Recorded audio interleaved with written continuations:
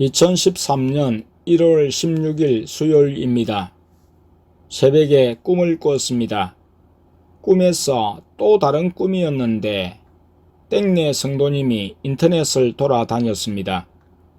영적인 공급이 부족한지 다른 목사의 설교를 듣기도 했습니다. 그리고 꿈의 한 장소에 다른 목사를 초빙해서 설교를 듣고 있었습니다.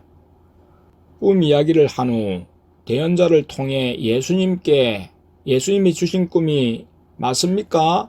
하고 여쭈었습니다. 이미 확인도 하지 않고 말한 후 여쭌 것이었습니다. 예수님은 나를 책망하셨습니다. 꿈에 예수님이 나타나셨고 나를 책망하시면서 더 이상 물음은 의미가 없어졌습니다. 예수님께서 적당하게 하지 말라고 하셨습니다. 나는 대충의 뜻으로 받아들였습니다. 일을 대충 하지 말라고 하셨습니다. 이어 예수님께서 성도들에게 회개 기도를 하라고 하셨고, 꿈에서 성도님들은 예수님만으로 만족하지 못하고 인터넷으로 이곳저곳 다른 교회나 목사님의 설교를 기웃거린 행위에 대해 회개했습니다. 그리고 어느 방에 있을 때 어느 분이 악기를 연주하는데 그 악기에서 빛이 뿜어 나오고 비눗방울 같은 것이 연주할 때 뿜어 나오는 것을 보았습니다.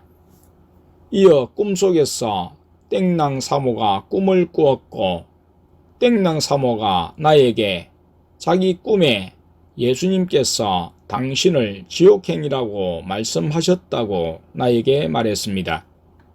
나는 순간 영화 타워에서 불을 빠져나오지 못하고 엘리베이터 안에서 뜨거운 불길에 고통당하다 죽은 현장을 생각했습니다. 그래서 영화 타워를 보여주셨구나. 지옥의 고통을 말하고자 하셨구나.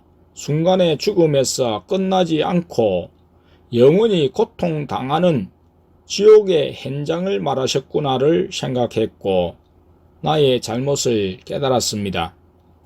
금주 주일 설교 본문에서 설교에는 언급치 않은 말씀이 생각났습니다. 사람의 썩내는 것이 하나님의 의를 이루지 못함이니라. 야고보서 1장 20절. 꿈을 꾸고 일어나서 예수님의 책망으로 최근 나의 잘못의 심각성을 느끼며 회개 기도를 드렸습니다.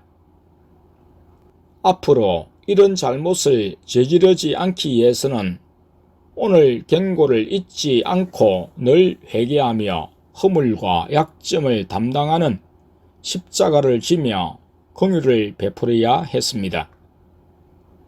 오후에 땡지기를 통해 꿈을 점검받았습니다.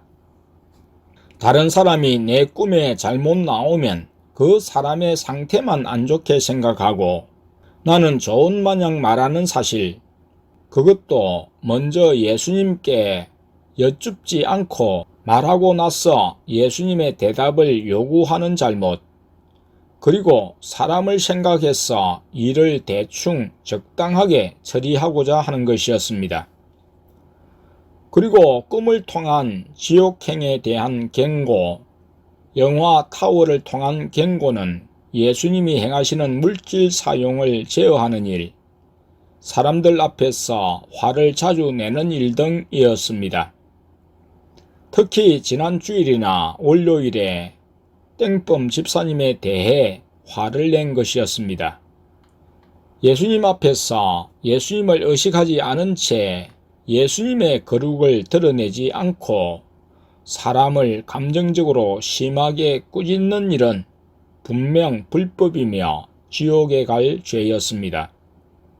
나는 너희에게 이르노니 형제에게 노하는 자마다 심판을 받게 되고 형제를 대하여 라가라 하는 자는 공회에 잡히게 되고 미련한 놈이라 하는 자는 지옥불에 들어가게 되리라. 마태복음 5장 22절.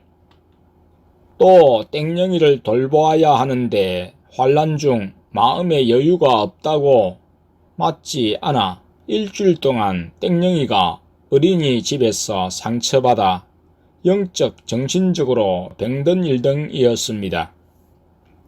금주에 주신 말씀에 대해 내가 땡녕이를 돌아보라고 하신 것이 맞는지 여쭈니 예수님이 땡녕이를 돌아보아야 한다고 하셨습니다. 주일과 월요일 땡녕이는 낮에도 잠들지 못했습니다. 눈을 거의 떠 있고 그 얼굴에 웃음도 말도 사라졌었습니다.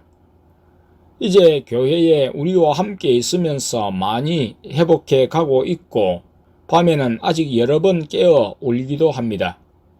좀 더 시간이 가며 나와 땡랑 사모의 사랑을 듬뿍 받아야 치료될 것 같습니다. 예수님께서 땡녕이를 우리에게 맡기셨는데 우리가 등한히 하면 땡녕이는 영적으로 육적으로 병들 수밖에 없음을 깨달으며 다른 성도님들도 예가 아니라고 생각했습니다. 2013년 1월 20일 주일입니다. 오늘 오후에 여러 성도님들이 내 꿈에서 예수님이 책망하신 글을 보고 각자 예수님이 자신에게 책망하심으로 받아들여 회개했다고 했습니다.